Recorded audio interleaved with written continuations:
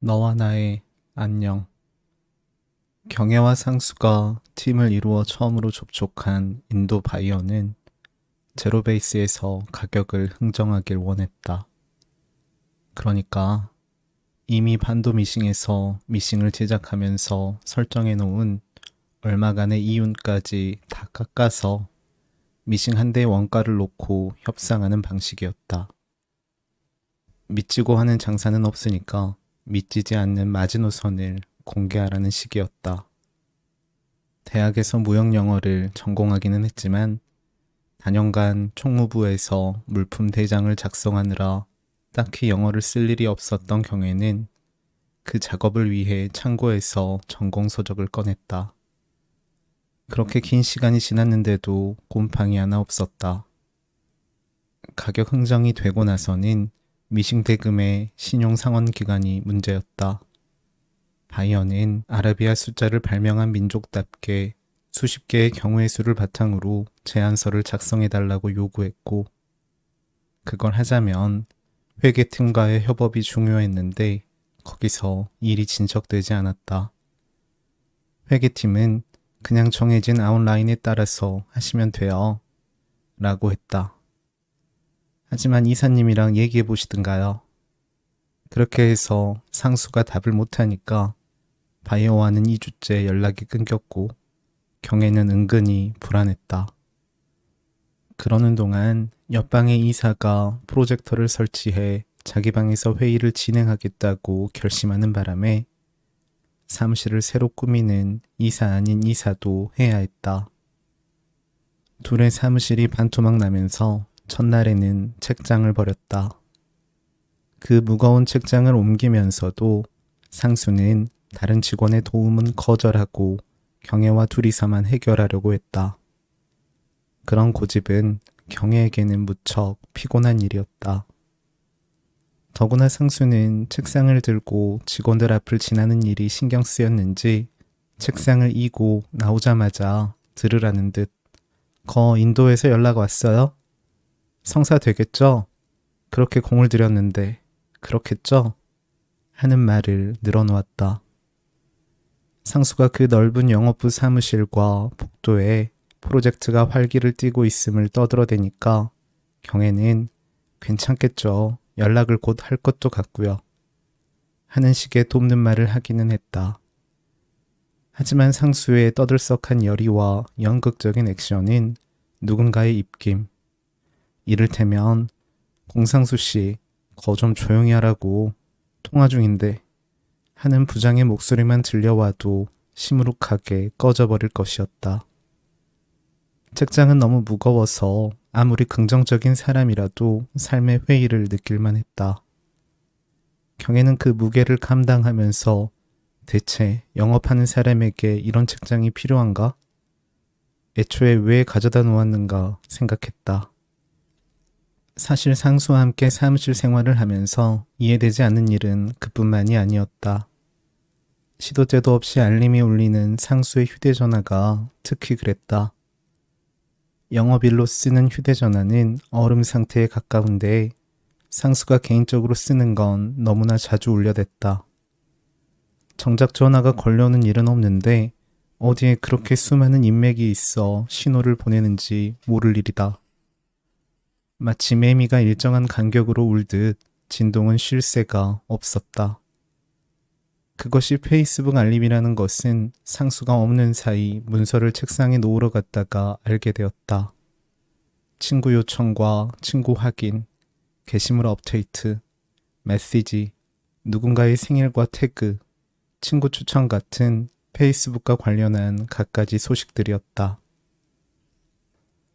책장을 옮긴 다음 날 상수는 오랜만에 육체노동 비슷한 것을 해서 온몸이 쑤시고 결리는 불운한 아침을 맞았다.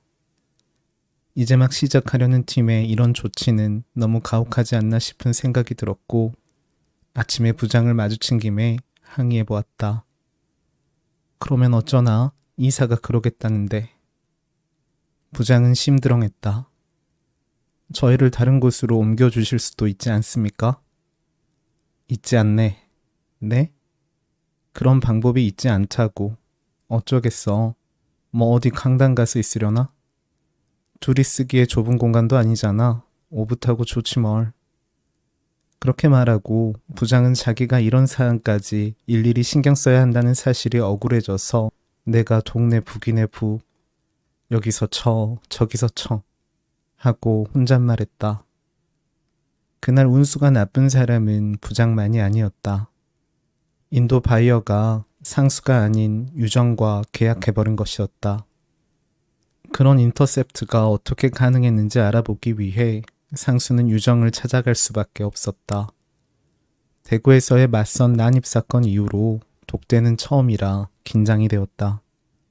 호흡이 가빠왔고 안면이 굳어가는 것 같아서 상수는 화장실에 가서 왜? 라고 묻는 걸 연습해 보았다. 볼 안에 공기를 넣어서 풍선처럼 부풀린 다음 있는 힘껏 왜? 라고 한 번 외쳤다. 몸을 풀 겸 다시 팔다리를 움직이면서 왜? 왜? 왜? 하고 구령을 붙였는데 불운하게도 화장실 어느 칸에 있던 부장이 공팀장 하고 소리 질렀다. 왜긴 왜야. 사장 다음 이사인데 까라면 그냥 까는 거지. 그렇게 연습했는데 막상 유정 앞에 섰을 때 상수가 가장 먼저 한 말은 안녕? 이었다. 상수는 그 말을 마치 유치원에 막 들어간 어린아이가 하듯 쭈뼛대며 긴장과 불안, 하지만 그것에 적극적으로 대처할 힘 같은 건 전혀 없는 어떤 유약함을 띤 채로 했다. 그런 상수에 이어 연초에 입사해 아직 인턴 딱지도 떼지 않은 신입사원들이 어디를 갔다 왔는지 한무더기 몰려와 안녕하십니까 팀장님, 팀장님 안녕하십니까 하고 패기 있게 인사했다. 팀장님 출장은 잘 다녀오셨습니까? 피곤하지는 않으셨습니까? 몸살은 없이 아침 컨디션 괜찮으셨습니까?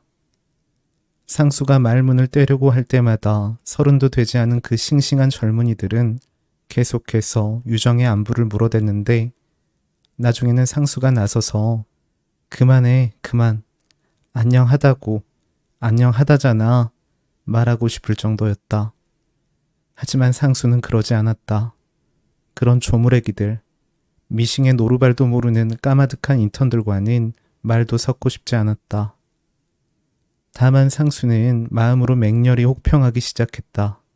인턴들이 적절히 펌한 자기들 헤어스타일처럼 평소에는 부드럽고 나긋나긋하게 말하다가 회사에 출근만 하면 왜 그놈의 단아까체를 쓰는지 알 수가 없었다. 야유회나 워크숍에 가서 장기자랑을 할 때는 갱스터 랩은 물론이고 아이돌 군무까지 소화하면서 자기 몸에 걸쳐야 하는 중요한 유니폼인 양 군대 말투를 썼다. 하기는 상사들이 그러니까 따라하는 것일 터였다. 그들이 생각하는 영업도 그런 것일지 몰랐다. 그들이 즐겨 바르는 포마드처럼. 사실 포마드는 꼰대 상사들이 젊었던 80년대에 이미 유행했는데 아무리 복고라도 그런 따위가 왜 또다시 유행하는지 상수는 불만이었다. 그런 상품이 표상하는 남성스러움이라면 아주 질색이었다. 원래 상수는 누구의 취향을 존중하는 데는 인색했으므로 어쩌면 숱한 혐오 중 하나일 수 있었지만 때마침 유정 앞에 서서 얼마 넣지 못한 축의금 봉투를 내밀듯 시들시들한 목소리로 안녕? 이라고 겨우 한마디 한 뒤라 상수의 마음은 좋지 않았다. 좋지 않은 정도가 아니라 부글부글 끓어올랐다. 그건 아니지. 영업은 포마드처럼 강력하게 무언가를, 이를테면 사람의 마음을 자기 뜻대로 고정시키는 것이 아니라 마치 공기 중을 부유하는 먼지나 홀씨 혹은 햇볕처럼 그냥 슬쩍 내려앉는 것이 아닌가? 상수는 반도미싱에서 외롭고 친한 사람도 거의 없는 직원이지만 거의 유일하게 가까웠던 사람이 지금은 회사에서 잘리고 없는 조 선생이었다.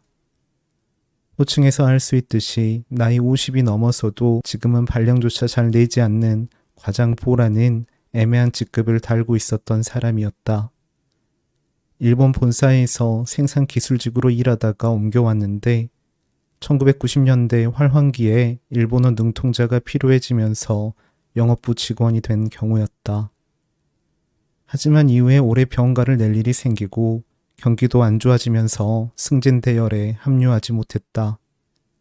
부장은 자기보다 나이가 많은 사람을 과장이라고 해야 하는 상황을 부담스러워했고 좋은 세상에서는 기술자를 우대해야 한다며 자기 편한 대로 선생이라고 부르기 시작했다. 그 선생이라는 호칭은 존칭이기는 하지만 그를 고립시키는 뉘앙스이기도 했다. 상수는 일정이 맞으면 조 선생과 파트너가 되어 지방 출장을 다녔다. 조 선생은 딱히 마케팅이 필요 없을 듯한 영세한 봉제 공장 등을 돌며 시간을 보냈다.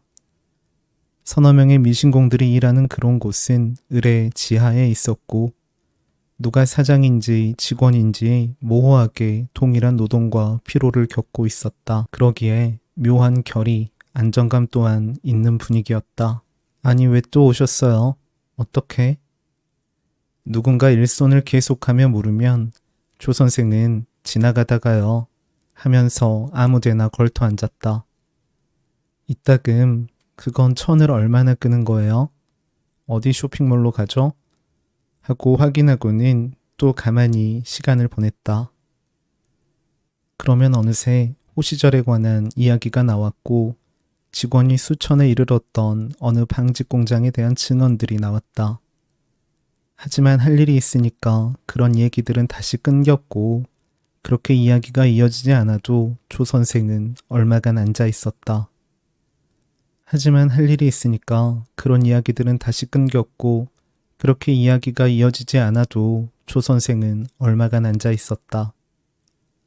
상수는 성격이 급하고 유불리를 맵자게 따지는 청년이었지만 그런 조 선생의 리듬에 조금씩 영향을 받았다. 조 선생은 상수에게 미신이 머신이라는 일본식 표현에서 온 말이라는 사실을 알려준 사람이기도 했다. 머신은 기계이니까 그렇게 따져보면 미싱은 온갖 기계를 대표하는 셈이었다. 그러므로 미싱 회사 직원인 우리는 긍지를 가져야 한다고 했다. 우리가 옷을 왜 입냐는 것인데 우리가 혼자 살면 옷 안 입어도 됩니다. 그런데 옷을 입는다는 건 어딜 나간다는 거고 누굴 만난다는 거고 그렇게 해서 인간이 된다는 거지 않습니까? 인간다워지라고 미싱을 돌린다고 생각한단 말이에요. 상수씨, 그거 안 잊어야 합니다. 다른 사원들과 달리 상수는 그런 말들을 아주 귀담아 들었다. 정말 말 그대로 듣기 좋은 소리였다. 마음 어딘가에 쌓인 만년설 같은 것을 녹이는 소리였다. 본인은 극구 인정하지 않지만 아버지 덕에 회사에 들어가 대강 시간을 뭉개며 살아보려 하던 상수를 깨우는 소리였다. 하물며 기계라는 것, 미싱이라는 것, 물건을 사고 파는 일에도 그런 의미랄까? 본질이랄까? 하는 것이 분명히 있다고 믿는 사람을 만났다는 것. 그것이 상수에게 활기를 불어넣었다. 상수가 그토록 좋아하는 영화와 연애소설에서만 이야기되던 것을 현실에서 말해준 사람이었으니까. 오래된 가죽 가방을 들고 지방에서 1박할 때는 늘 손수건과 양말을 꼼꼼히 빨아 창가에 널며 몸이 상한 적이 있다고 음주는 꼭 청하로 3잔만 마시는 그런 실제의 사람에게서 들을 수 있다는 것이 좋았다. 외롭지 않은 느낌이었다. 그렇게 봉제 공장에 조 선생과 함께 앉아 있다 보면 어느 틈엔가 그래, 요즘 전자동은 얼마씩이나 해? 하는 질문이 나왔다. 그리고 그 뒤로도 먹고 죽을 돈도 없다는 지금까지의 말과 달리 앞으로 상황이 더 나아질 기미에 대한 기대의 말들이 나왔다. 모르지. 그 건이 들어오면은 그쪽에서 미수만 해결해주면. 조 선생은 그때야 카탈로그를 꺼내 점심을 먹고 물려놓은 사각의 철제 쟁반 위에 슬쩍 올려놓았다. 기대가 현실이 되면 팔 수 있고 기대로 그치면 팔 수 없을 것이었다. 상수는 처음에는 조 선생이 농땡이를 치고 있다고 생각했지만 나중에는 그 지하 공장에서 어떤 기척을 가만히 듣고 있었다고 기억했다. 차르차르차르 미싱이 돌아가면서 옷을 짓는 소리. 그 얇고 값싼 천으로 만드는 옷들은 몇천 원의 가격에 도매로 넘어가 다시 소매로, 지갑을 여는 어느 소비자에게로 가지를 뻗듯 나가는데 어떤 정교한 프로그램으로도 다 장악할 수 없고 계량할 수 없는, 어떻게 보면 상상과 짐작으로만 가능한 순환이었다. 그러니까 고정되지 않는 것이었고 우연히 내려앉게 되는 것이었다. 하지만 회사가 조 선생을 내모는 방식에는 고정된 형태가 있었다.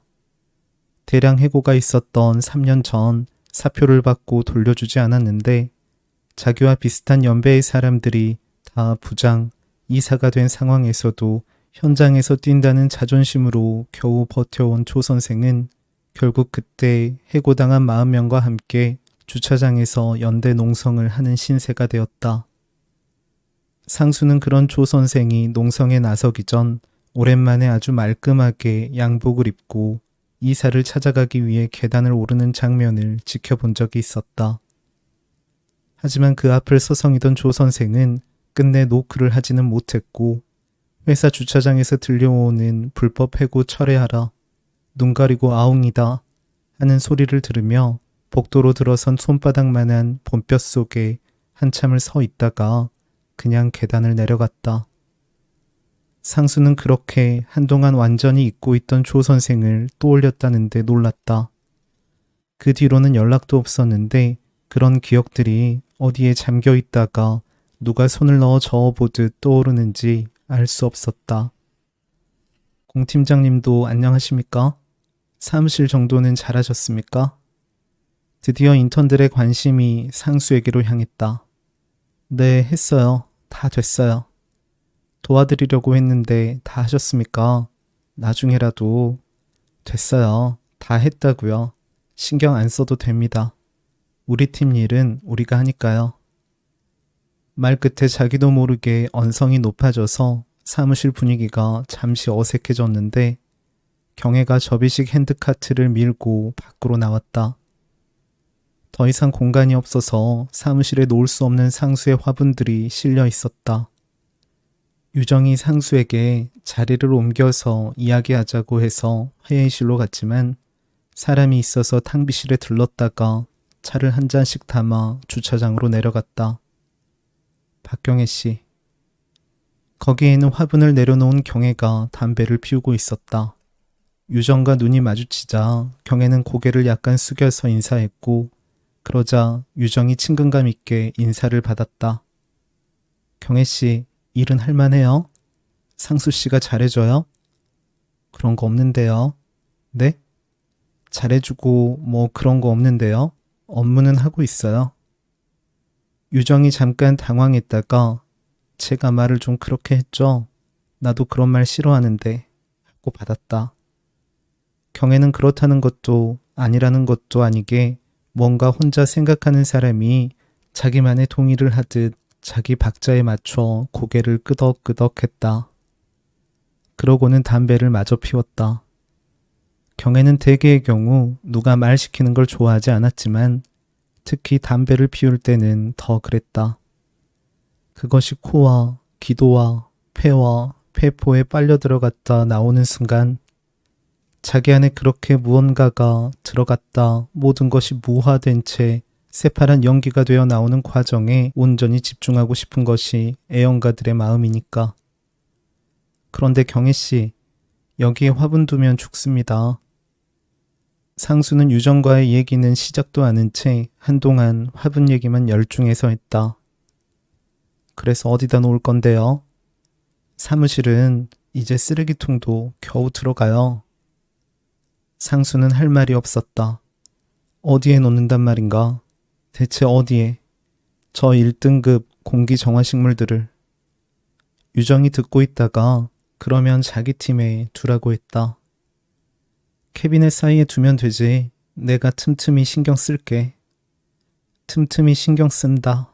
는 말이 상수의 귀에 달라붙었다. 상수는 인도 수출이라는 영업 3팀 최대의 프로젝트가 좌초될 위기에 처해 따지러 왔지만 그것은 더 이상 중요하지 않았다. 상수의 신경은 이제 캐비닛 사이에 놓여서 매일 유정의 시선을 받게 될 공기 정화식물에 가 있었다. 유정은 상수가 반도미싱의 다른 팀과는 협의 없이 일을 진행한 게 패착이었다고 설명했다. 인도에서 사업을 하는 사람들끼리는 대개 관계가 얽혀 있어서 비밀이란 게 없으니 조심하라는 말이었다. 인도 바이어들은 의심이 많고 특히 다른 바이어보다 비싼 가격의 물건을 사는 것을 싫어하는데 유정의 팀에서 접촉하던 또 다른 바이어가 자기네 팀의 가격 정보를 그 바이어에게 알려준 것이었다. 유정의 팀에서 제시한 가격이 상순의 팀보다 현저히 낮았다고 했다. 신의를 잃었다고 우리 회사랑 안 한다는 걸 내가 겨우 달랬어. 그 직원은 이제 퇴직했다고 둘러대서 나하고라도 하게 된 거야.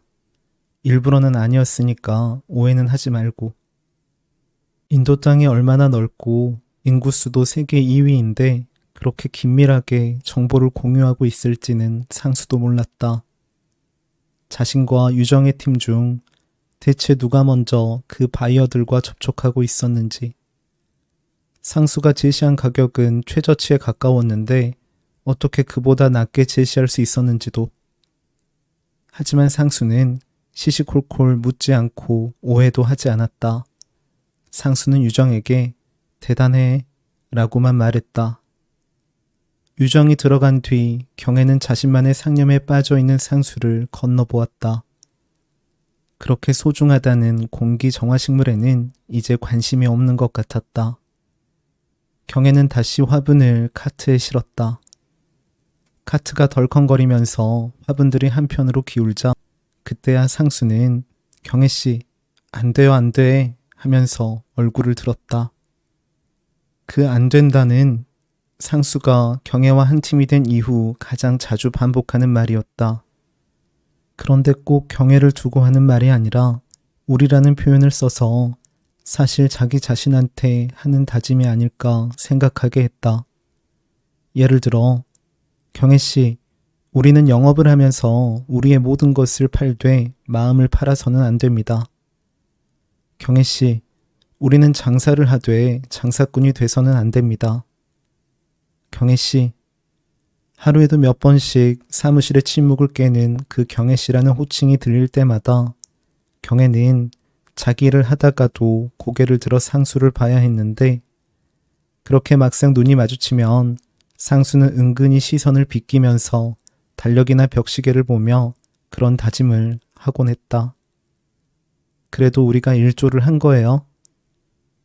상수가 따라오며 덧붙였다. 공리주의적인 관점으로다가 잘된 거 아닙니까? 회사에서도 우리 공을 무시하지는 않을 거예요. 경혜씨, 우리도 한 건 했습니다.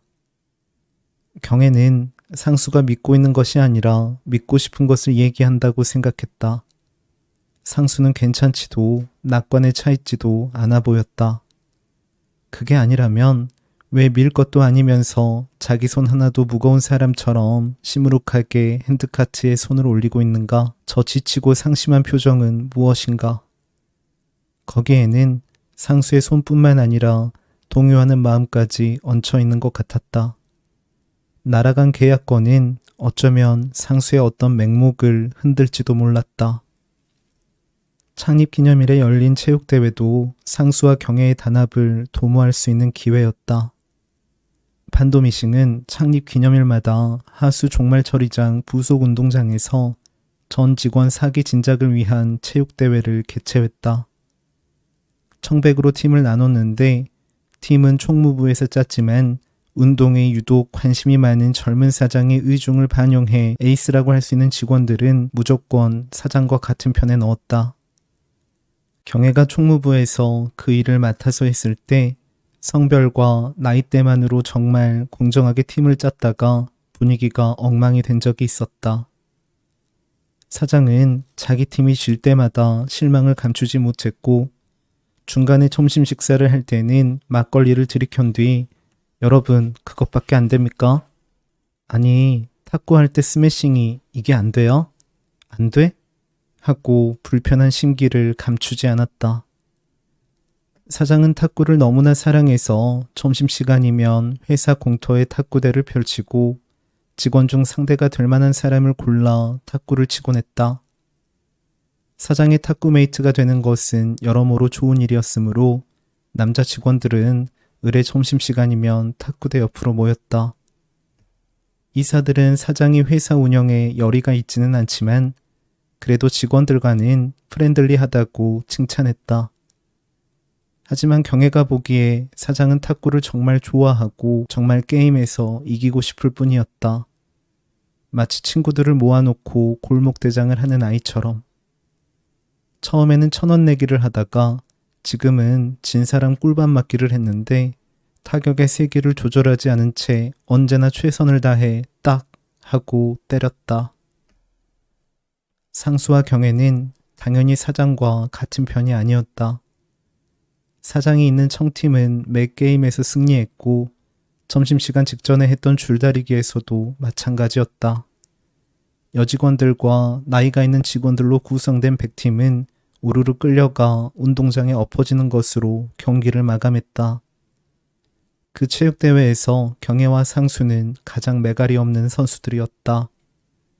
팀 주장을 맡은 부장이 키가 크니까 자기 몫을 하겠지 하고 배구 경기에 경애를 집어넣었지만 경애는 한 번도 리시브를 해내지 못했다.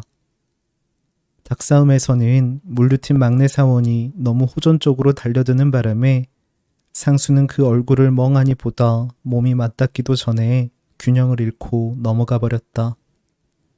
의외의 반전은 탁구에서 나왔다. 상수가 무서운 집중력으로 사장의 공을 받아낸 것이었다. 그건 어린 시절 피지컬한 부분을 중시하는 미국식 교육을 선호했던 부친의 원칙 덕분이었다. 유년 내내 수영과 탁구와 스케이트와 테니스 강습을 꾸준히 받았다. 물론 상수가 원한 것은 아니었다. 공팀장 제법인데? 어디 탁구야? 네?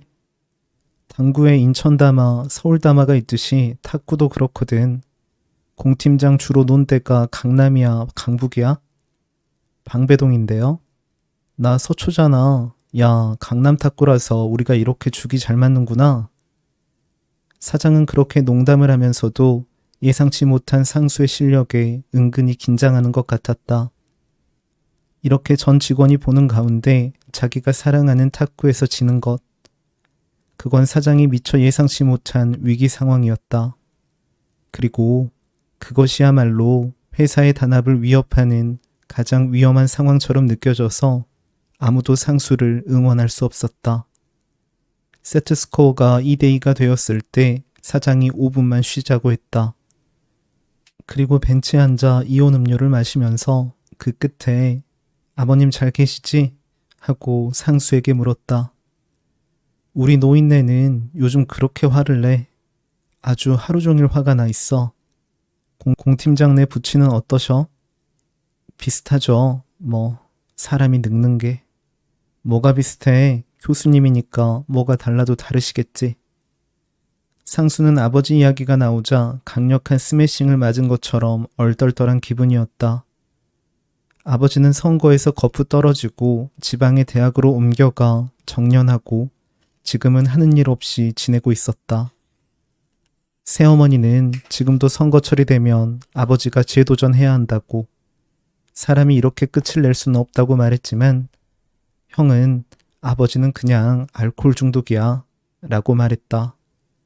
재기를 노리는 정치인도 후황양성에 힘쓰던 노 교수도 아닌 그냥 알코올 중독자로 늙어가고 있다고. 그렇게 아버지를 떠올리자 상수의 마음은 흔들렸고 자기가 이 작은 공을 튕겨내고 받으려고 애쓰는 일이 모두 부질없게 느껴졌다. 마지막 세트는 박진감이라고 할 만한 것도 없이 시시하게 끝이 났다. 사장의 승리였다. 이어진 일정의 클라이맥스는 계주였다. 그것만큼 역량의 차이가 확실한 경기도 없어서 거의 운동장 한 바퀴 차이가 났다. 그런데도 승자들은 속도를 전혀 줄이지 않고 탁탁탁탁 붉은 운동장에 발자국을 내며 뛰어갔다. 그러고 나서는 아주 한참이 지나서 패배할 일밖에 남지 않은 선수들이 그렇다고 뛰지 않을 수는 없으니까 턱턱턱턱 하면서 지나갔다. 경애는 철봉에 기대서 어떤 기대도 희망도 없지만 여전히 뛰는 사람들의 표정과 흩날리는 머리카락 같은 것을 지켜보았다. 그때 문자 메시지 알림이 울렸다. 산주였다. 오늘은 뭐하니?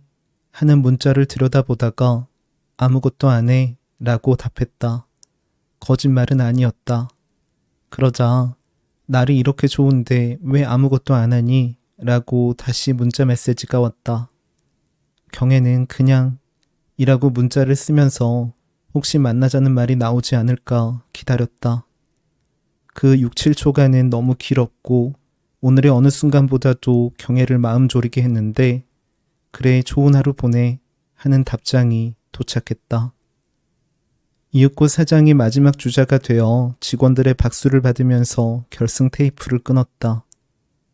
그리고 5분쯤 지나 경기가 끝난 뒤에도 트랙을 다 돌았던 상수가 들어오자 먼 기척처럼 몇몇이 박수를 보내주었다. 경애는 그렇게 들어온 상수가 잠깐 눈으로 유정적을 확인하는 모습을 바라보았다. 하지만 유정은 불행히도 그런 상수의 귀환을 보고 있지 않았고 숨을 헐떡거리며 운동장에 벌렁 누운 상수에게 생수 한 컵을 내민 사람은 경애였다. 경애는 무시무시하게 무표정한 얼굴로 수고하셨어요 하고는 자기도 물 한 컵을 따라서 벌컥벌컥 마시고 숨을 내리쉬었다. 그러고 나서는 또다시 일 없는 봄날이 이어졌다.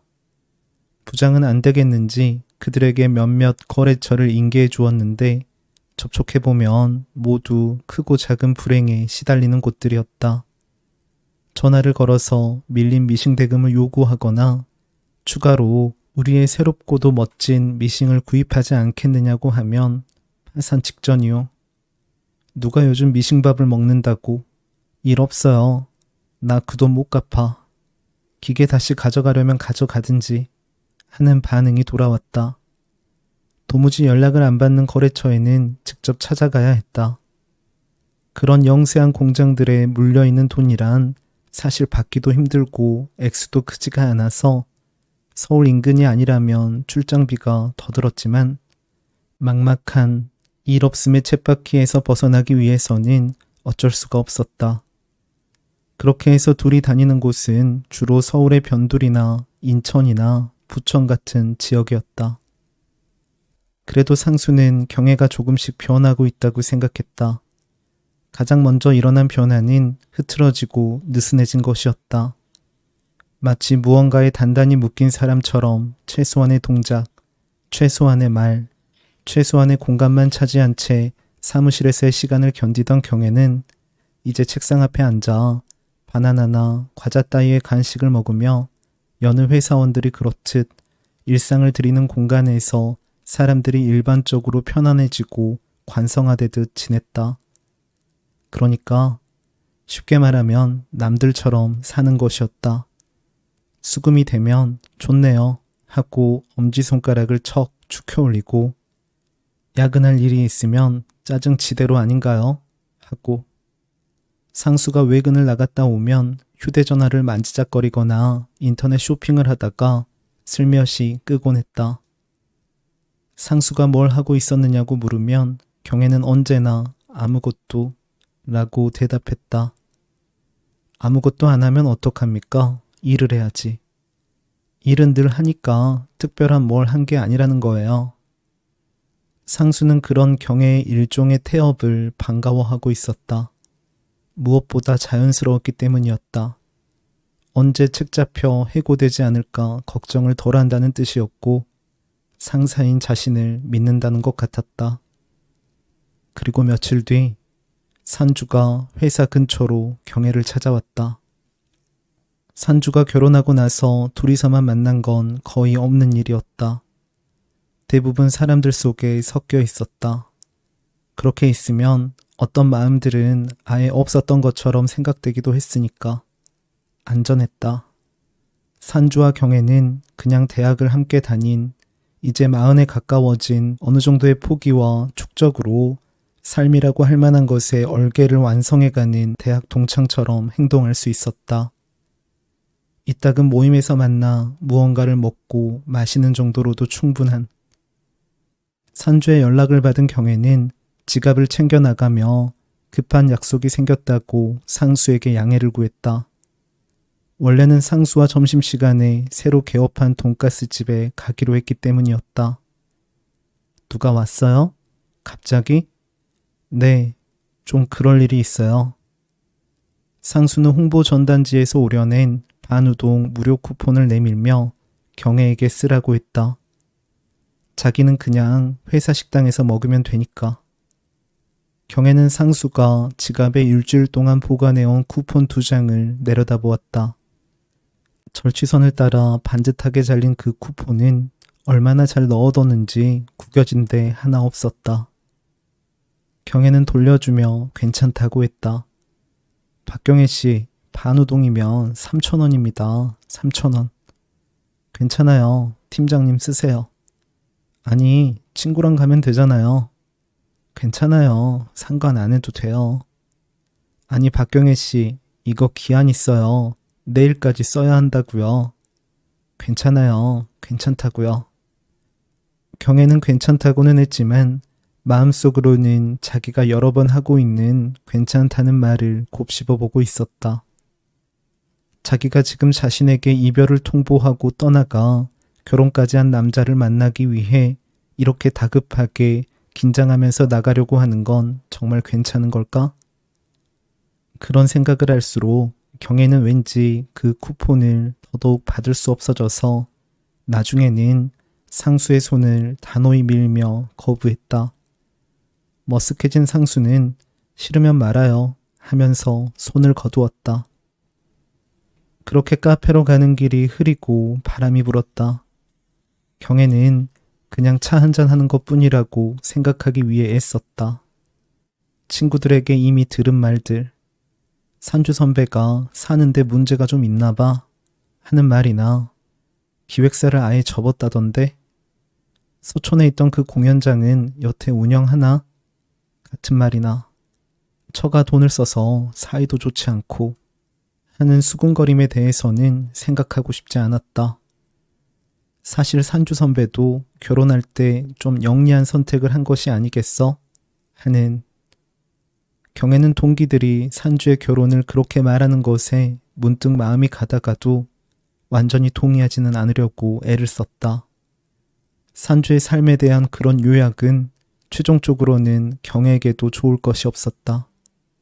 6년간의 연애가 끝이 나야 한다면 그런 세속의 셈법이 아니라 사랑 본질의 것, 슬프게도 그것이 가는 한계이기를 원했다.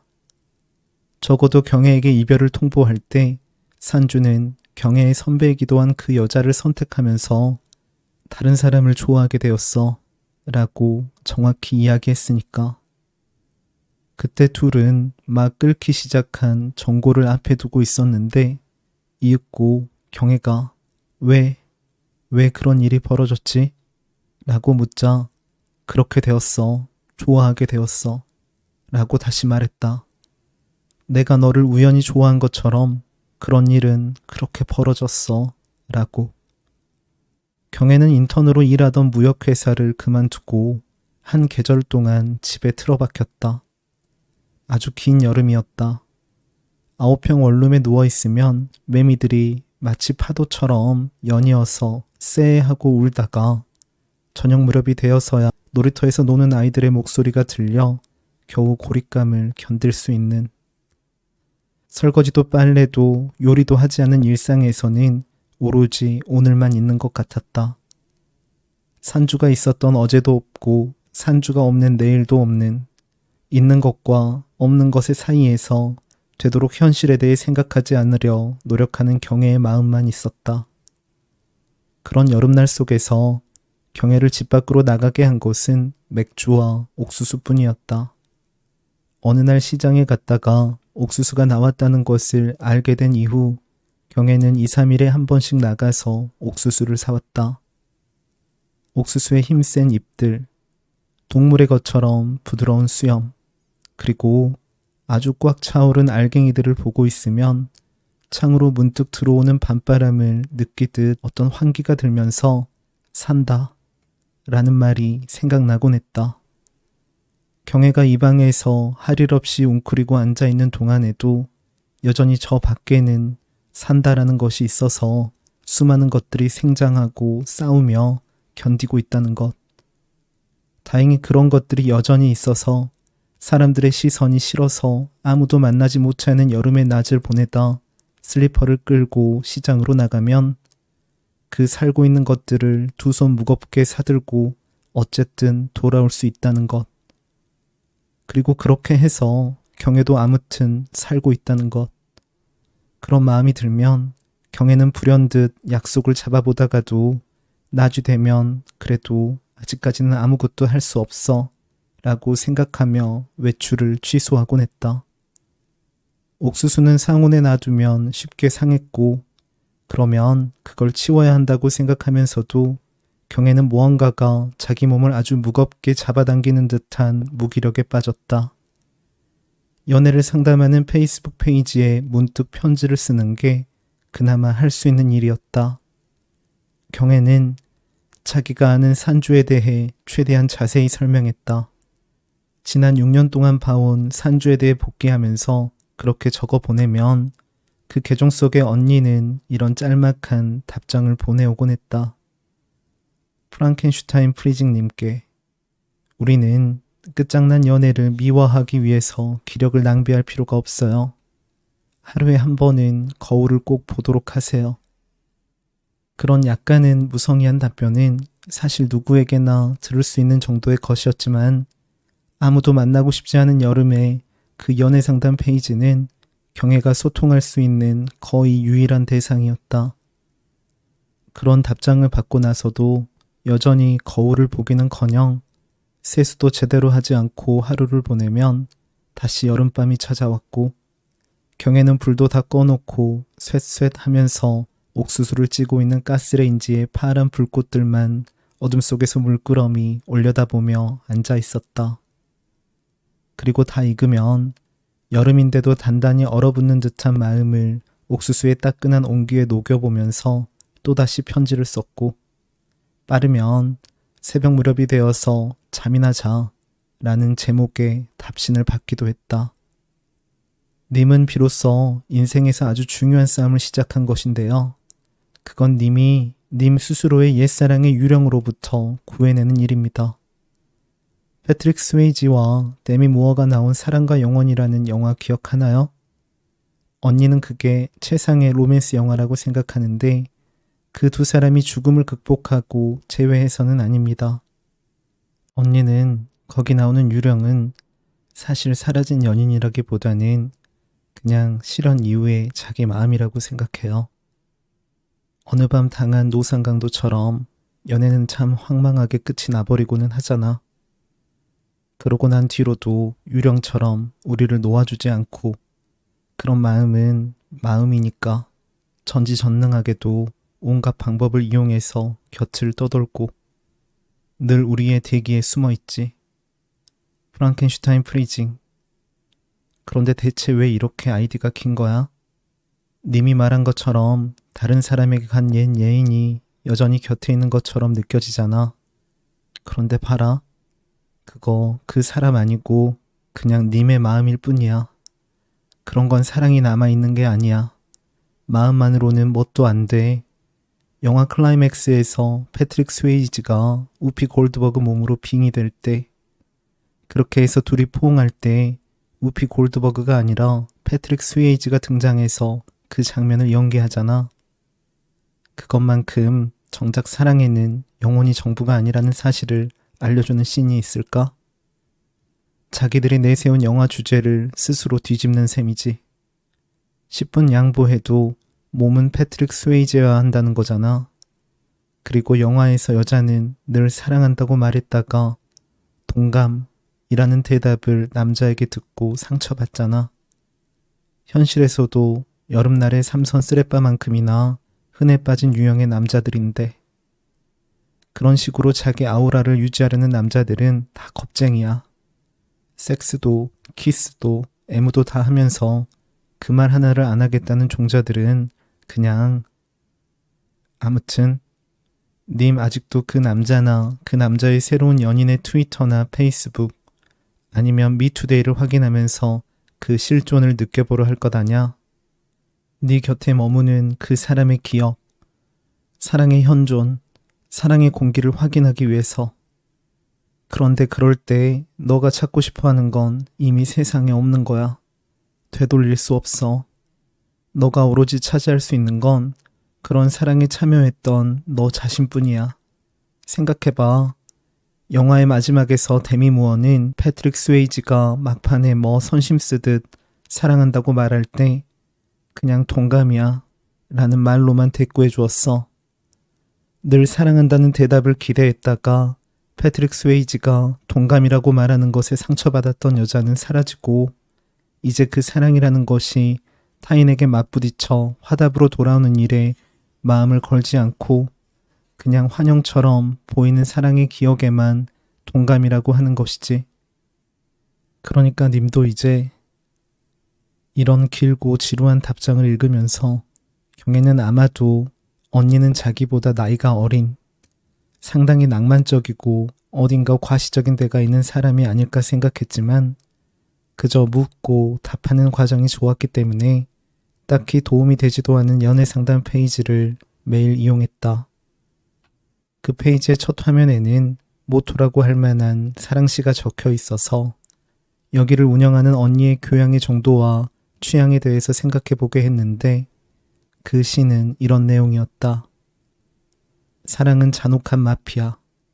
너는 결국 내게서 모든 걸 다 빼앗아 가겠지. 하지만 그런 가상의 언니의 말에 맞는 부분도 있었다. 경애가 산주와 그 여자 선배의 SNS를 그러지 말아야 한다고 생각하면서도 여전히 지켜보고 있다는 것이었다.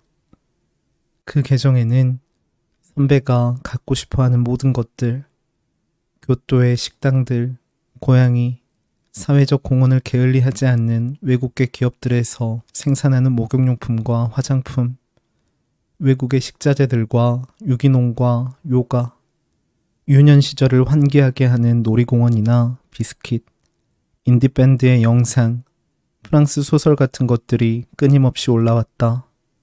그리고 그 모든 예쁘고 환한 것들 사이에는 산주의 사진이 올라오기도 하고 언니가 말했듯이 산주라는 대상, 산주의 다정함과 산주의 채취, 산주의 감촉과 산주의 목소리, 산주라는 실감과 산주의 살아있음은 이제 환영과 같은 자신의 기억이나 타인의 SNS에서만 느낄 수 있을 뿐이었다.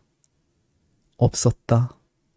이제 경애의 현실에서는 죽어버린 것이었다. 경애는 산주와 선배의 환하고 생기에 찬 일상들을 옥수수가 시들어가는 식탁에서 지켜보았다. 그들은 너무나 당연하게도 특별히 잘못되거나 문제가 있어 보이지 않았다. 경애라는 누군가의 불행과 둘의 사랑은 전혀 관련이 없어 보였다. 그저 그 자체로 시작하는 연인의 환희를 담고 있을 뿐이었다. 그럴 때면 경애는 언니의 말처럼 유령 같은 무언가와 싸우는 기분이었다. 그러다 문득 고개를 들어 아무도 없는 휑한 부엌과 엉망인 방 안을 둘러보면 거기 어딘가에 또 다른 경애가 앉아 있다가 동감이라고 하는 것 같았다.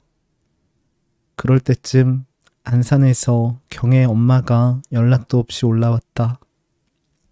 경애의 엄마는 들어와서 방을 둘러보았다. 그러니까 세탁기를 돌리지 않아 아무 바구니에나 수북이 담긴 경애의 지난 계절의 빨래들을, 여름이 왔는데도 그렇게 방치된 점퍼와 티셔츠, 양말, 장갑, 담요와 속옷들을, 그리고 누군가가 아주 구겨버린 것처럼 방 안에 웅크리고 있는 경애를. 경애 엄마는 세탁기를 돌리기 시작했다. 오전에 시작해 저녁까지 이어진 그 빨래는 세탁기를 7번 돌려야 할 정도로 많았다. 하지만 경애 엄마는 그 일을 다음으로 미루지 않고 그날 다 해냈는데 그렇게 해야 경애가 일어설 수 있다고 믿었기 때문이었다. 어려서부터 경애는 여러 번 넘어져 왔다고 경애 엄마는 생각했다. 남편이 평생을 살아갈 반려자로 적당하지 않다고 판단한 것이 경애가 겨우 돌이었을 때였다. 경애의 엄마는 폭력과 폭언을 피해 이혼을 결심했고 자기가 그렇게 할 수 있었던 건 다 기술을 가지고 있었기 때문이라고 믿었다. 그런 기술마저 없었으면 경애를 그 불행에서 건져내주지 못했을 거라고.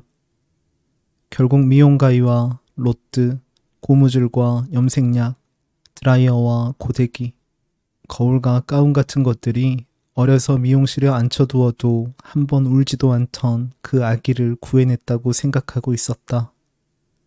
믿을 건 자신의 그 두 손밖에 없었다. 가위질하고 파마하는 이 기술, 이 무형의 것밖에.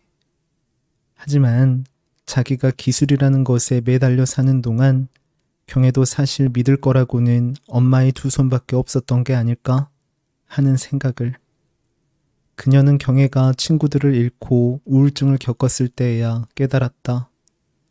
자기가 믿을 게 자신의 두 손밖에 없었던 것처럼 그 아이 역시 믿을 건 엄마의 두 손밖에 없었다는 사실을. 하지만 경애의 엄마는 언제나 경애가 일어서는 아이라고 믿었고 꽃처럼 예쁘게 보내야 할 경애의 시간들이 오래되어 퀴퀴해진 빨래처럼 방치된 채 흐르고 있어도 슬프거나 경애에게 뭐라고 한 소리 해야겠다는 생각은 들지 않았다.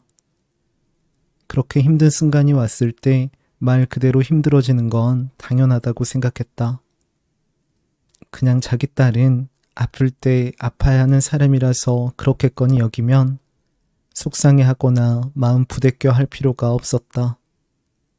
경애가 그 화재 사건을 겪고 경찰서에 왔다 갔다 하고 학교에서 선생들에게 한마디씩 듣고 그게 동네 장사를 했던 경애 엄마의 귀에 들려올 때도 파마를 하러 왔던 아줌마들이 그러게 돈만 벌지 말고 애를 좀 살펴야지 한다든가 벌써부터 술집을 들락거려서 어떡해? 라는 말을 했을 때 경애 엄마는 그런 소리 하려면 다시는 머리하러 오지 말라고 가위를 탁 내려놓았다. 상대가 아무리 사과해도 다시 가위를 잡지 않았다. 그러면 머리를 자르다만 동네 여자들은 그렇게 들쑥날쑥한 머리가 창피해서 내 머리 어떡하느냐며 화내고 욕하다가 나가버리곤 했는데 그런 여자들이 얼마나 무섭고 안 좋은 소문을 내든 경애 엄마는 자기 성질을 죽일 생각은 없었다. 다른 사람도 아니고 내가 그걸 부끄러워하면서 내 자식은 죽는다는 마음 때문이었다. 자기라도 그렇지 않으면 경애는 일어설 수 없었다.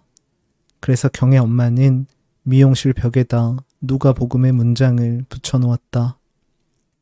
모든 사람이 아이를 위하여 울며 통곡하매 예수께서 이르시되 울지 말라.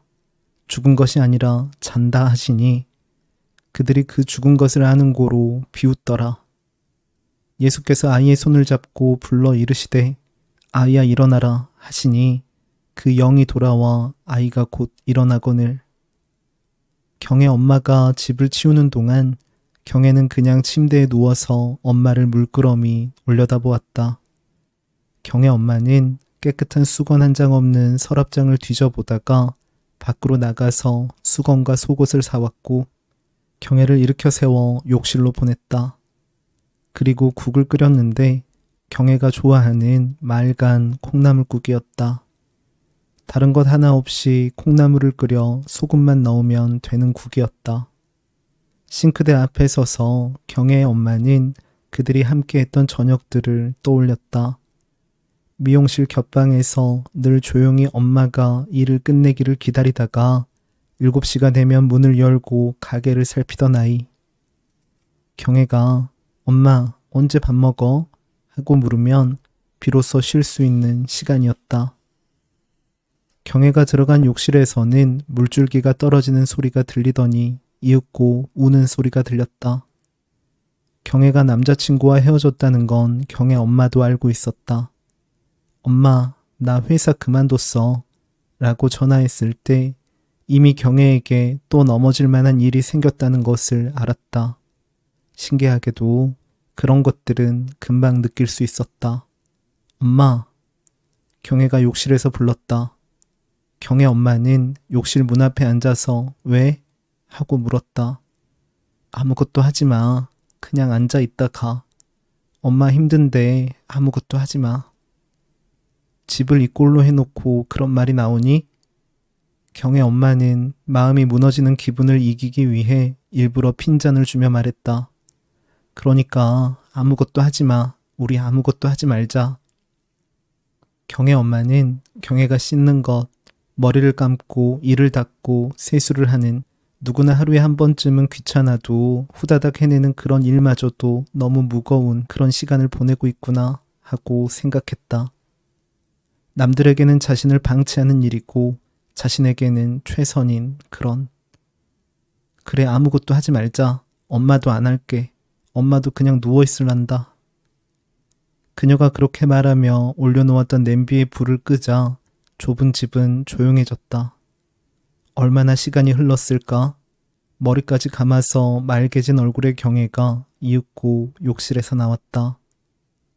카페에 나가보니 산주는 여름 날씨에는 어울리지 않는 꽤 두꺼운 점퍼를 입은 채 앉아 있었다.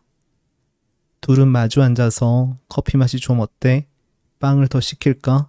하고 대화를 이어갔는데 그 사이사이의 침묵을 빗소리가 간신히 메워주었다. 요즘은 시간이 어떻게 흐르는지 모르겠어. 마치 우주를 유영하는 것 같은 기분이 들어. 어떤 알 수 없는 중력이 있어서 다리가 둥둥 떠다니는 현실감 없는 느낌. 한참 앉아있던 산주가 마침내 그렇게 말했다.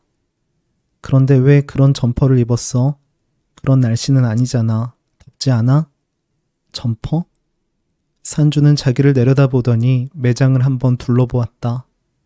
이상하게 요즘은 정신이 좀 없어서. 그런데 덥지 않고 서늘한데 너는 춥지 않아? 경혜는 가만히 산주를 지켜보았다.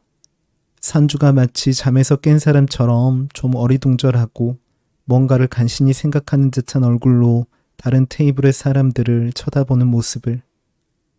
그렇게 남들을 한번 보면 자기가 얼마나 필요 이상으로 두꺼운 점퍼를 입고 있는지 마치 무언가로부터 자신을 보호하지 않으면 안 되는 사람처럼 지나치게 웅크리고 있는지를 알 수 있을 것이었다.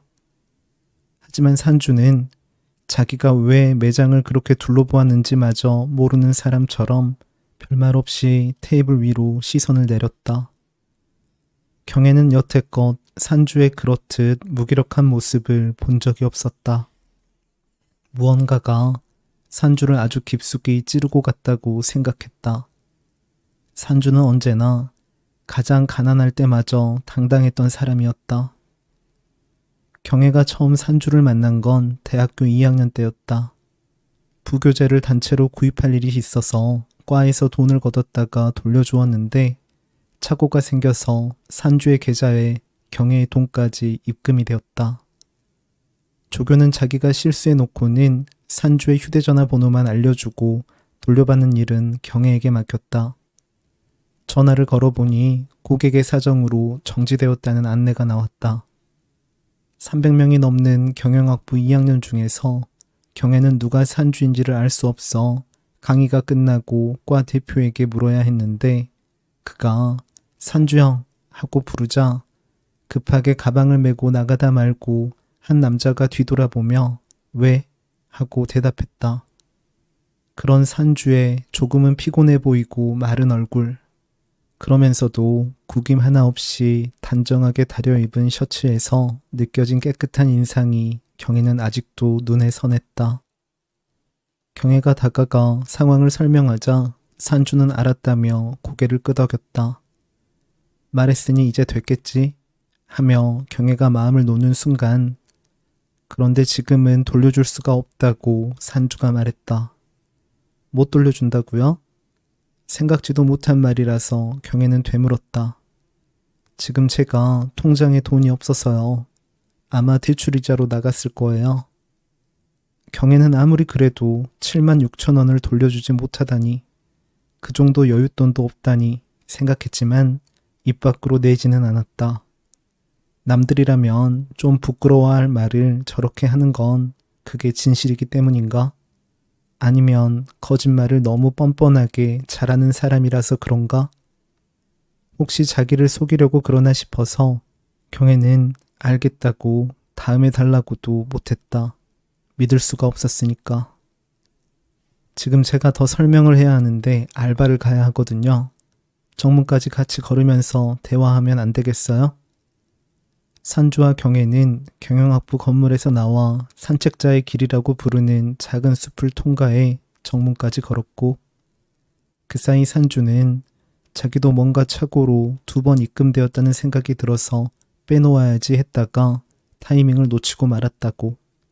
그건 정말 자기 잘못이라고 사과했다. 그러지 않아도 자기가 친구가 나가는 소켓 공장에서 오늘부터 모레 밤까지 야간 작업을 하기로 했으니까 그러면 목요일쯤에는 갚을 수 있다고 했다. 목요일쯤. 경혜는 자기도 모르게 중얼거렸다. 그때까지 어떻게 기다리겠냐는 뜻이 아니라 3일을 일해야 76,000원을 갚을 수 있다면 하루치 일당이 얼마나 될까 셈해보았기 때문이었다. 그렇게는 어려운가요? 어쩌지? 그러면 밤에 일당을 받으면 일부라도 입금할게요. 경혜는 당장 그 돈이 필요한 것은 아니었지만 그렇다고 아무 때나 주세요 하기에는 뭔가 망설여졌기 때문에 알았다고만 말했다. 그리고 그날 밤 경혜가 평소처럼 방 안에 불을 끄고 엄마가 깨면 안 되니까 헤드폰을 쓴 채 비디오를 보고 있을 때 박경혜 하구님 넣었습니다 하는 문자 메시지가 왔다. 경혜는 그 문자 메시지를 보면서 고맙습니다. 수고했습니다. 밤 공기가 찬가요? 조심해서 귀가하세요. 같은 다양한 말들을 떠올리다가 그냥 아무 답신도 보내지 않았다. 그리고 다음날 통장을 확인해 보니 거기에는 25,000원이 송금되어 있었다. 그렇게 3일이 지나는 동안 경혜는 그 돈이 입금되는 시간까지 잠을 이루지 못했다. 자기가 그렇게 잠드는 건 어쩐지 옳지 못한 것 같아서 우마 서머니 노란 트레이닝복을 입고 복수를 해내는 킬빌을 여러 번 보면서 밤을 새웠다. 우마 서머니 장칼을 한 번 휘두를 때마다 사람들이 죽어나갔는데 그렇게 엄정하게 치르는 복수와 부천 어디에 있다는 작은 공장에서 산주와 5-6명의 야간조가 모여 소켓을 끼워 작은 알전구를 밝히는 일은 무언가 비슷한 맥락처럼 느껴졌다. 하지만 아무리 타란티노 영화라도 반복해서 돌려보는 복수의 서사는 지루하고 빤한 느낌이었으므로 경혜는 꾸벅꾸벅 졸았다. 그러다 비디오 테이프가 탁 하고 돌아가 멈추면 잠에서 확 깼다. 그러면 이상하게 허무해지고 세상 모든 일에 신물이 나곤 했다. 하지만 오늘도 입금했어요 하는 산주의 문자 메시지는 그런 밤의 매캐한 환멸을 몰아내고 무언가 평소와는 다른 감정을 불러내곤 했다. 이를테면 아침이 다가올 때 어쩔 수 없이 품게 되는 기대 같은 것. 어제보다는 낫지 않겠어? 하고 식빵처럼 부푸는 마음 같은 것. 하지만 경혜는 그러다가도 왠지 자기가 그런 것에 속아 넘어갈까봐, 그래서 또다시 무언가를 바라고 실망하게 될까봐 마음을 붙들곤 했다. 선주가 76,000원을 다 입금했을 때 경혜는 고민을 하다가 점심을 같이 먹지 않겠느냐고 문자 메시지를 보냈다. 그래요 하는 답을 받자 경혜는 마음 어딘가가 탁 하고 켜지는 것 같았다. 약속을 앞두고 경혜는 전철역을 지나다 처음으로 마스카라를 샀지만 정작 산주를 만나러 갈 때는 망설이다가 그냥 서랍에 넣어두었다. 그런 산주가 지금은 내 옷이 이상하니? 하고 묻고 있었다. 아침에 좀 쌀쌀해서 챙겨 입고 나왔는데 많이 이상해? 경혜는 산주에게 요즘은 뭘 하고 지내느냐고 물었다. 산주는 기타가 사고 싶어서 알아보고 있다고 했다. 전자기타? 통기타? 당연히 전자기타지. 경혜는 산주가 고등학생 때 이미 지미 핸드릭스에 반해 기타리스트가 되고 싶어 했다는 사실을 떠올렸다. 기타를 치기 위해 햄버거 가게에서 아르바이트를 했지만 결국 사지 못하고 생활비로 써야 했다는 것을. 대학 시간 강사인 산주의 아내는 요즘 아이의 학교가 있는 지방에서 머문다고 했다. 대화를 잘 하지 않고 자주 싸움이 일어나며 관계가 소원해져 있다고. 경애는 머그잔을 만지작거리며 내가 왜 이런 이야기를 들어야 하는지 모르겠어 라고 했다. 두 사람이 하는 부부싸움에 대해 왜 내가 알아야 해? 미안해. 그냥 생각 없이 한 말이었어. 비는 카페를 나갈 때까지 그치지 않았다. 산주가 우산이 없다며 지하철역까지 데려다 달라고 부탁했다. 경애는 우산을 같이 쓰고 걸으며 산주와 어깨가 스치고 손등이 맞닿는 순간순간을 의식했다. 헤어진 지 오래였지만 이렇게 가까이 있는 것이 익숙하게 느껴졌다. 경애는 견딜 수 없어져서 중간에 편의점으로 들어가 우산을 사들고 나왔다. 이 편이 나을 것 같아. 산주는 우산을 받고 펼치더니 튼튼하네 라고 했다.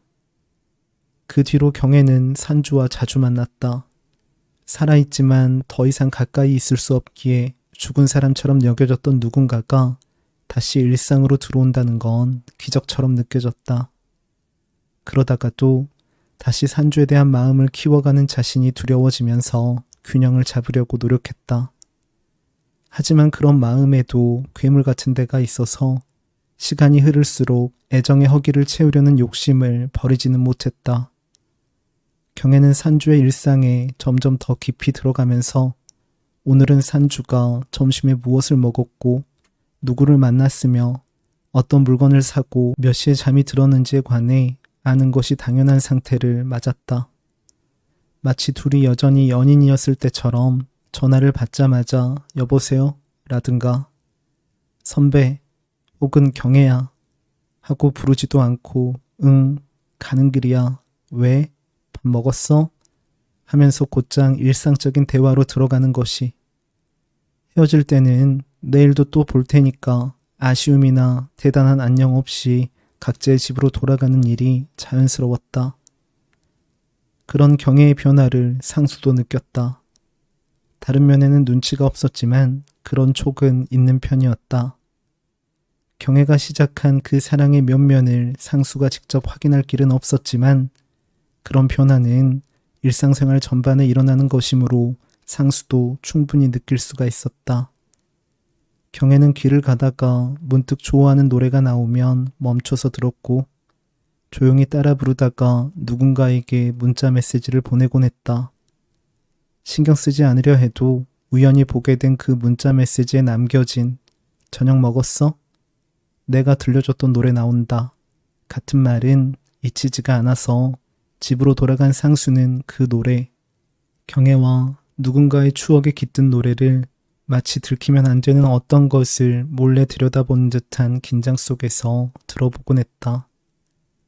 거기에는 상수도 고등학생 때 좋아했던 밴드 델리 스파이스의 노래가 있었다.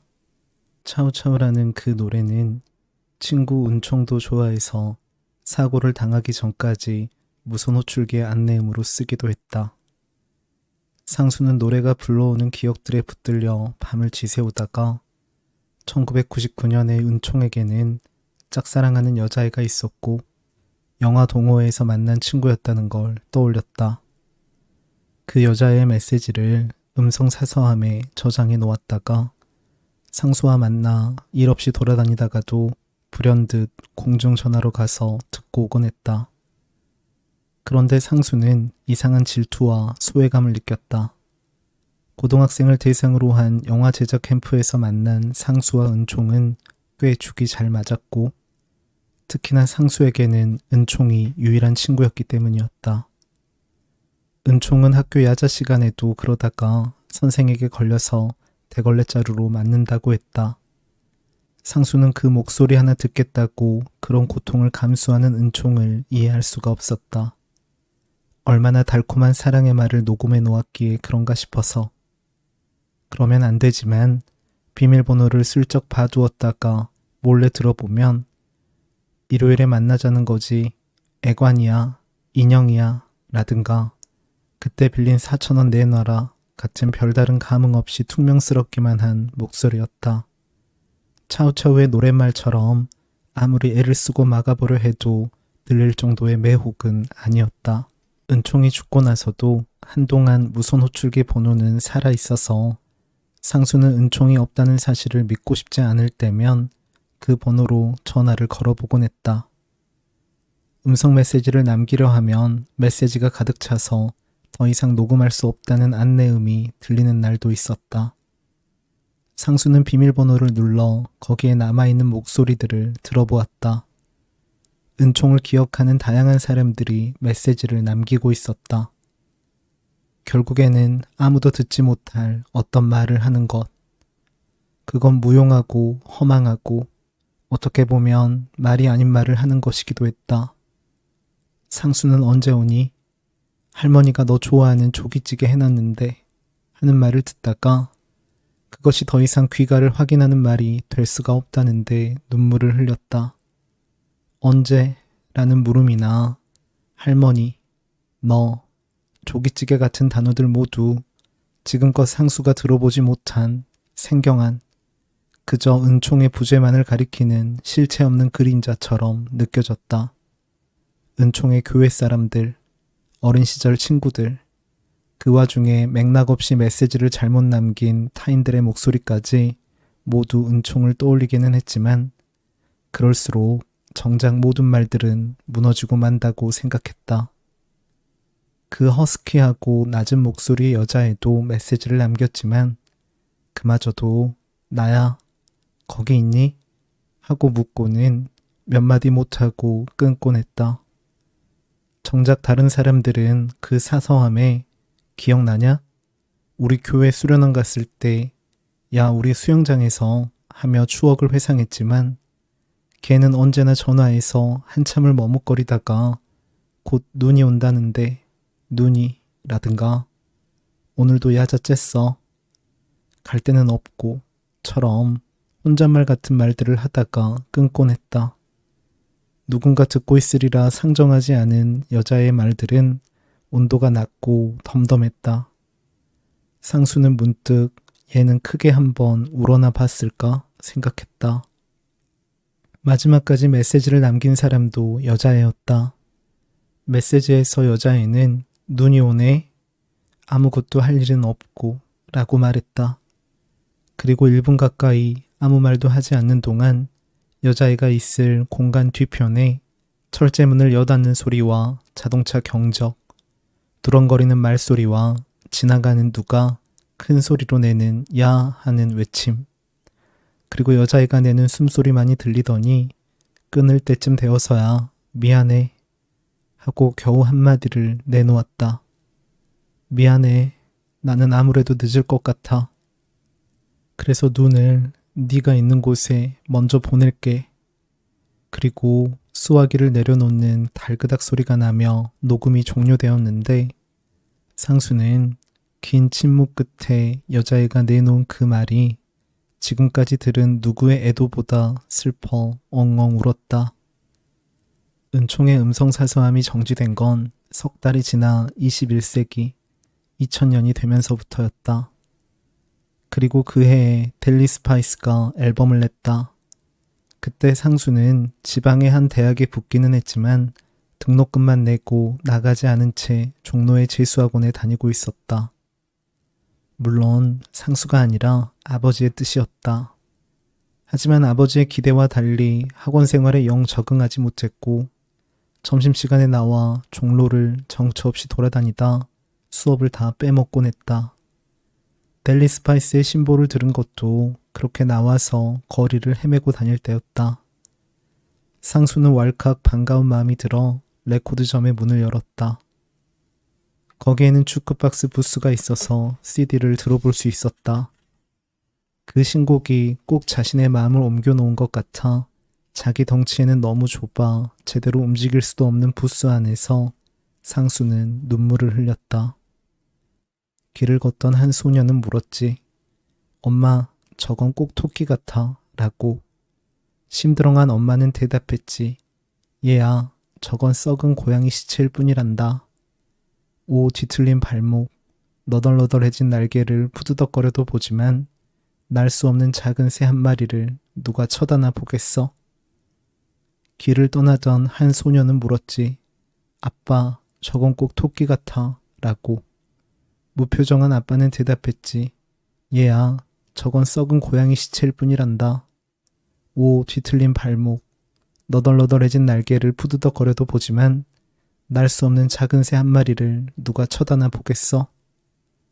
이제 좀 나와요 학생. 남들 좀 배려하며 살자. 이윽고 레코드점 사장이 부스의 문을 두드렸다. 상수가 자기 머플러로 엉망이 된 얼굴을 닦으며 나오자 사장은 크리넥스 티슈를 뽑아 건네주었다.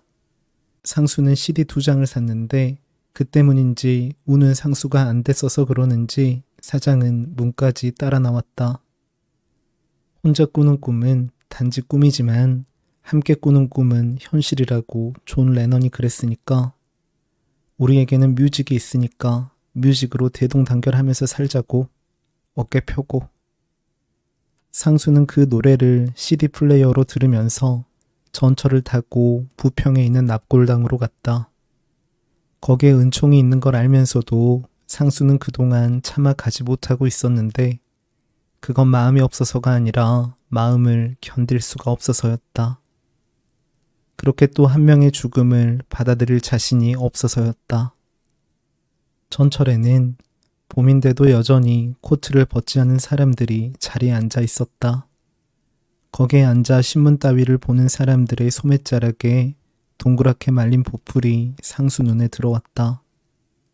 노래의 긴 후주에 녹음된 영화의 대사, 누군가의 절규, 총소리, 울음과 음울한 프랑스어, 다툼과 분노, 고통에 찬 비명 등과 무심하게 매달려 있는 보풀은 너무 다르게 느껴져서 상수는 외로워졌다. 외로우니까 볼륨을 더 키웠고 슬픔이 저 보풀처럼 작아지기 위해서는 얼마만한 시간이 필요할까 생각했다. 그건 시간이 지난다고 되는 일일까? 상수는 은총이 살아있었다면 델리 스파이스의 신곡을 당연히 좋아했으리라 생각했지만 정은총 1981년 10월 1일 1999년 10월 30일 이라고 쓰인 흰 도자기를 마주하자 은총이 좋아했을 리가 없다고 정정했다. 은총이 죽지 않았다면 그 여자애, 무슨 말을 하듯 약간 귀찮은 듯이 말끝을 흐려가며 말하던 여자애와 언젠가는 본격적으로 연애를 했을 테니까.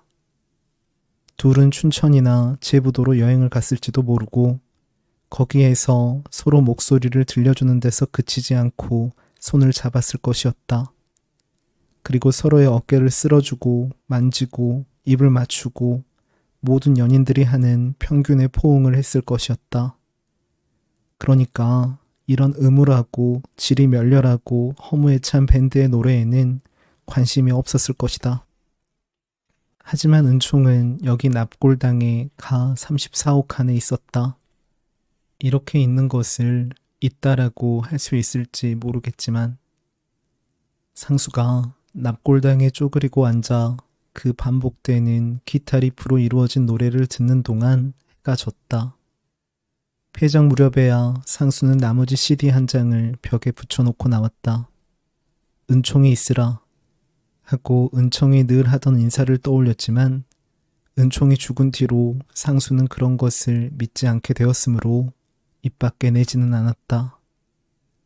여전히 이렇다 할 실적을 내지 못하면서 상수는 국내 영업에는 더 이상 희망이 없다고 생각했다.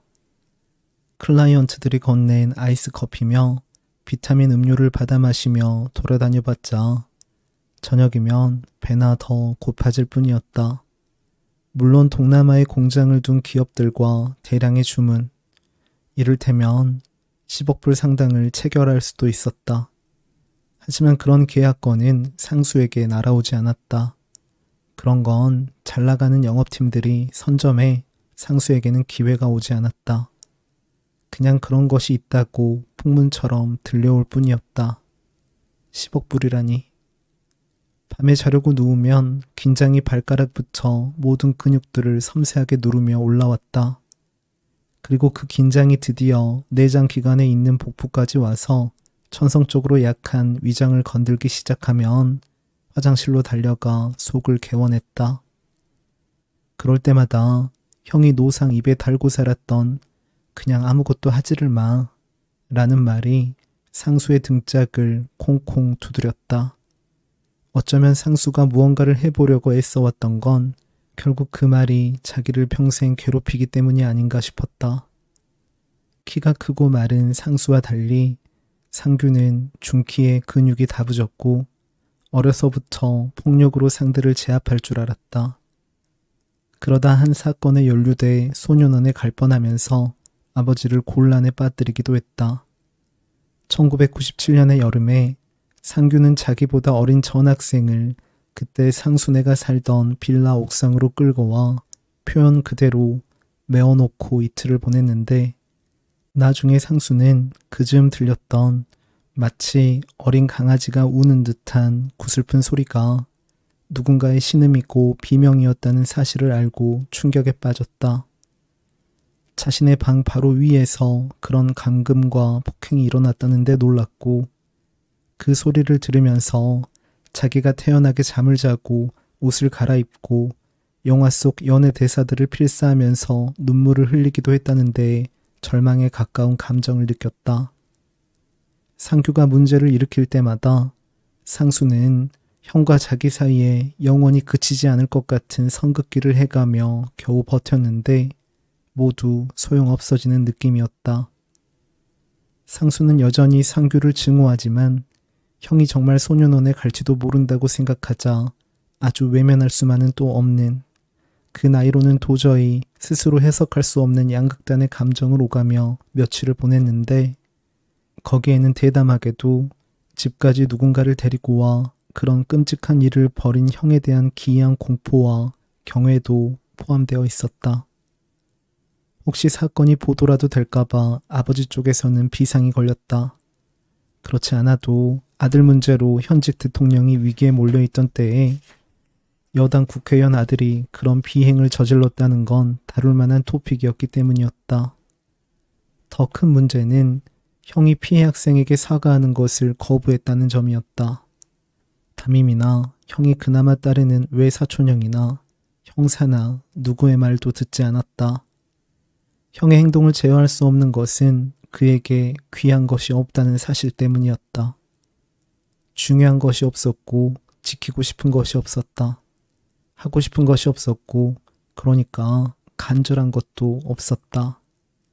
형은 사과보다는 차라리 처벌을 받고 싶다고 했다.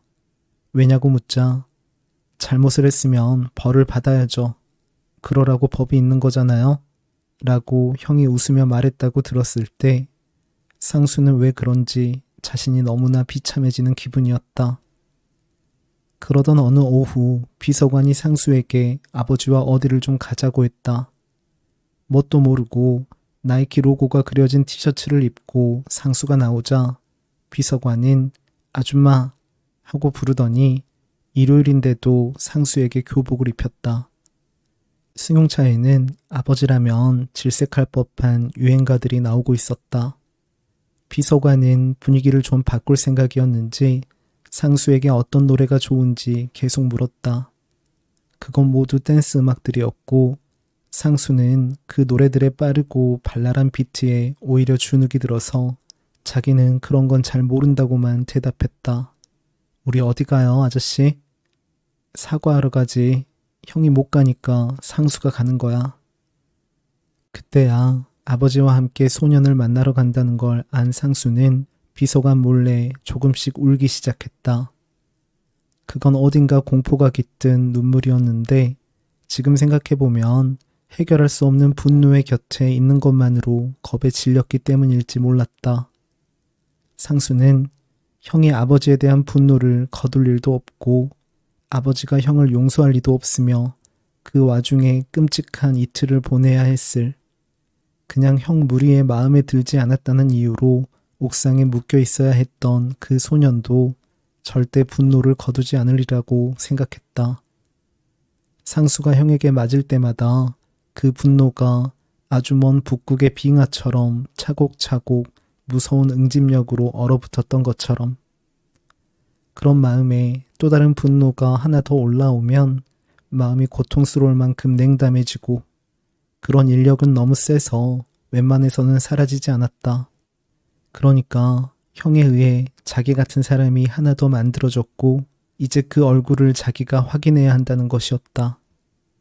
마당에 놓인 눈사람을 보듯 아니면 흡사 거울을 보는 것처럼. 차는 중간에 서초에 들러 아버지를 태웠는데 차에 오르기까지 누군가들과 계속 대화하던 아버지는 앉자마자 넥타이를 풀고 재킷을 벗고 이마에 손을 얹었다. 그리고 깊은 한숨을 쉬었다. 이제 유행가들은 꺼지고 우웅우웅 하는 자동차의 엔진 소리만 들렸다. 과열된 자동차 본인에서 올라오는 아지랑이, 도곡동, 진화 운수라고 쓰인 버스가 회전할 때마다 한편으로 쏠리는 검정머리들, 삼색 파라솔 위로 떨어지는 칼날처럼 반듯한 햇빛, 방배 소주방, 충무 악기사 같은 간판들이 무의미하게 흐르는 창밖을 상수가 하염없이 보고 있는데 아버지가 좌석의 그물망에서 꼬냑을 꺼내 홀짝 마셨다. 아무 말 없이 그렇게 마실 뿐 상수에게는 어디를 가서 어떻게 하자는 말을 하지 않았다. 다만 과일 샀나? 하고 물었고 비서관이 준비됐습니다. 라고 대답했다. 남부 순환로 건너편의 성뒤 마을은 상수로서는 처음 가본 동네였다. 연립주택들과 슬레이트 지붕의 판잣집들이 뒤섞여 있었고 석재상과 고물상들, 공동 변소 같은 건물들이 동네를 이루고 있었다. 소년의 집은 철제 미닫이 문으로 된 백홍식당이라는 작은 가게였다. 상수 일행이 들어가자 식당의 곁방에서 소년의 엄마가 나왔고 형의 이름을 대자 좀 졸린 듯 했던 엄마의 눈은 선명한 금을 그은 듯 또렷해졌다. 그리고 하늘색 발을 쳐놓은 그 방에서 소년이 고개를 내밀었다. 아이처럼 체구가 작고 피부가 까만 소년이었다. 냅킨통만 덩그러니 놓인 테이블에서 아버지의 나지막한 사과의 말이 시작됐다. 소년의 엄마는 노여움을 풀지 않았다. 다 자신의 불찰이고 엄마가 어려서 세상을 떠나 애들이 부족하게 자랐다는 말도 상황을 나아지게 하지는 못했다. 상수가 아버지를 따라 죄송합니다 라고 하자 소년은 너는 누구지? 하고 물었다. 너도 날 묶은 애들 중 하나야? 상수는 아니에요 라고 기어 들어가는 목소리로 대답했다. 하지만 저는 아무 상관이 없어요 라고 말하지는 못했다. 오히려 그렇게 말한 사람은 소년의 엄마였다. 상관도 없는 애를 왜 여기까지 데려왔어요? 뭐 좋은 일이라고 어린애를 데려와요? 소년의 엄마가 그렇게 말하자 상수의 마음에 그 막막하고 차가운 마음에 잠깐의 온기가 지나갔다. 책임과 잘못을 다투는 대화가 이어졌고 마음이 좀 편해진 상수는 이제 눈앞의 소년이 아니라 식당 풍경에 시선을 주기 시작했다. 고딕체로 쓰인 메뉴판 글씨들의 시선을 빼앗겼다. 그러니까 상수로서는 한 번도 먹어보지 못한 된장 술국밥 같은 단어들에 그런 건 소년의 엄마가 만드는 것인가? 된장술로 국밥을 만드는 것인가? 아니면 된장을 술국밥이라는 것에 풀어서 만드는 것인가? 그렇게 쪼개서 읽어보면 그 분리의 힘으로 그것의 정체를 알아낼 수 있는 것처럼 상수는 된장술국밥을 나눠서 어떻게든 그 엄마가 아마도 새벽에 일어나서 보낼 그 된장술국밥의 조리 시간에 대해서 상상하다가 그 엄마가 우리 아들은요. 우리가 얘 하나 보고 섬에서 올라왔어요. 여기 강남학교 보낸다고요. 섬에서 올라왔어요. 하는 말에 귀 기울이다가 자기 처지도 있고 그러니까 저 엄마는 된장과 술국밥을 아니면 된장술과 국밥을 팔아서 아들을 위하려고 섬에서 올라와서 아들을 위해서 살고 있구나 생각했고 그러자 눈물이 핑 돌았다. 대화를 그렇게 하지 마시고요. 사모님, 여기 과일 받으시고 합의금 관련 저희 제안도 봉투를 열어서 보시고요. 저희가 이렇게 사과를 하니까요. 비서관이 준비한 모든 것들을 넘기고 나서도 분위기는 나아지지 않았다. 한참 말을 않던 소년의 엄마는 술 드셨죠? 하고 상수의 아버지에게 물었다. 아닙니다. 오해 마세요. 아버지는 문득 당황했다. 반주 정도 일 때문에 했어요. 식당 사장님이니 잘 아실 것 아닙니까? 맨정신도 아니면서 하는 사과는 안 받아요. 돈도 싫어요. 우리 애 법대가래예요. 그런 돈으로 안 키운다고요. 그리고 학생이 왜 울어? 형이 그랬으면 형이 사과해야지. 울지 마. 울지 말고 학생은 똑바로 살아. 돌아가신 엄마 생각하면서 공부하며 살라고. 소년의 엄마는 상수를 보면서 화를 누르기도 하고 속을 누그러뜨려도 보는 것 같았는데 그러자 상수의 마음은 더 고통스러워졌다. 그건 미안하다는 말로 충분하지 않았고 한없이 부끄러워지는 마음이었다. 스위스제 주머니 칼로 위협해 옥상으로 끌고 가고 완력을 써서 묻고 때리고 방치해 이틀을 보내게 한 것이 누구든 그 순간에는 누구에게 미룰 수 없는 순정한 수치심이 들었다. 돌아오면서 상수는 아버지와 저녁으로 설렁탕을 먹었다. 둘이서 외식하는 건 드문 일이라서 상수는 어색하게 밥만 먹었다.